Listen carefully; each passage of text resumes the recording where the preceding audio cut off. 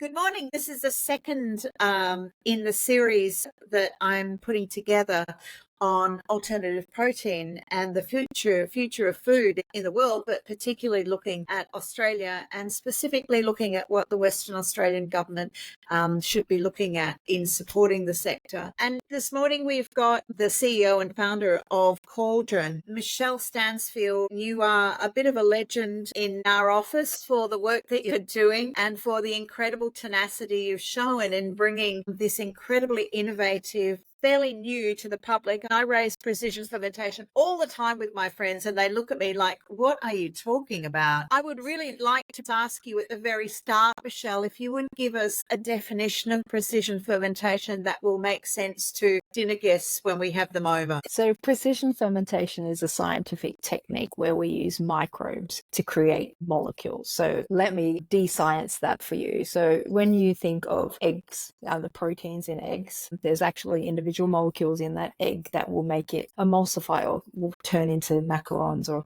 there's actually individual components in milk that are proteins. Even plastics, we can make plastics from precision fermentation. So instead of mining for petrochemicals, we're able to use microbes to grow these molecules that are typically made from animal agriculture or even fibers from plants and plastics and things like that. We can create spider silks, so we're not actually having to generate that. So it's a way to create a next generation of materials without actually mining or needing to use conventional techniques, because they get to run out. Absolutely. And it's not just food that precision fermentation relates to, is it? It's pharmaceuticals, biofuels, a whole range of things that we can look at. The most widely understood molecule that comes from precision fermentation is insulin. So the insulin that your diabetics inject every day is made from microbes. So if we were to actually want to create as much insulin as we need for all the diabetics in the world, we need to kill 3 trillion pigs a year just to get the insulin. Now they do it with microbes, and we're proposing to do that with feed, fuel, fiber as well. Thank you. Michele, how did you get involved in this? I'm a scientist by training. I've been using microbes for a very long time to create great things. So I used to work in the vaccine industry, so a lot of your vaccines obviously come from microbes. And then I came across this company called Agri Technology, who are a contract research and development company in regional New South Wales, and they were using these microbes to create animal feed and food and things like that. As the industry in Australia, the alternative protein industry in Australia became bigger and people were using more microbes to create these ingredients, we actually took them on as clients at Agri Technology. And at that point, I'm like, we need to do something bigger with this. We need to go large. So all the technologies we developed did just end up being manufactured in the US. And given the predictions from groups like Food Frontier that Australia is going to have a need for up to 20 of these factories over the next 10 years, then Cauldron is, as you know, showing us the future of so much food for this country and for the export market.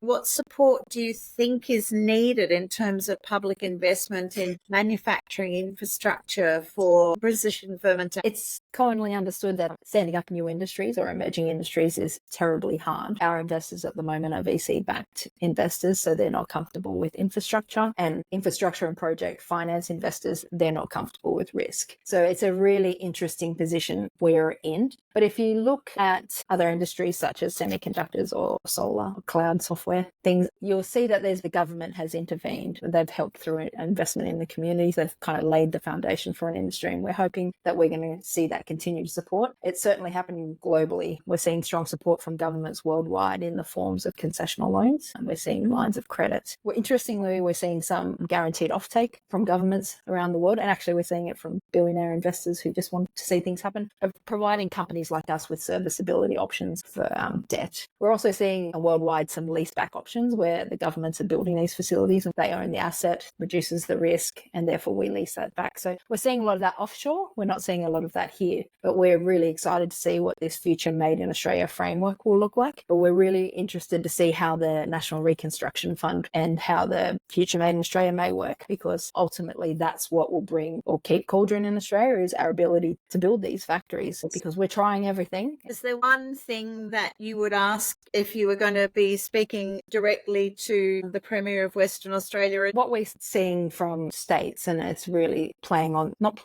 we're are dedicated and we're determined to build in the regions. So we're looking for state government investment. And yes, money was ultimately what will bring us to Western Australia. But how we're seeing that in other regions is really that transition from mining to dining and giving us support to build in regions that will continue to allow for thriving regions instead of surviving regions, because once mining's gone, the whole of Australia is going to have issues. We need some sort of